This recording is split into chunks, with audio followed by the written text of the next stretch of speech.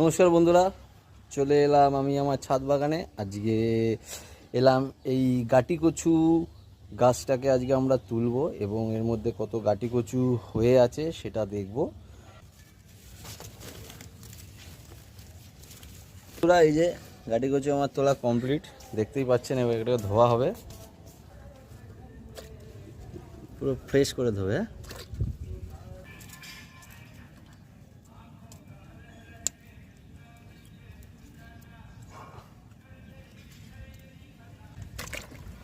তো বন্ধুরা দেখুন, এই যে দেখুন এতটা আমার আজকে গাটি কচু হয়েছে, দেখতেই পাচ্ছেন।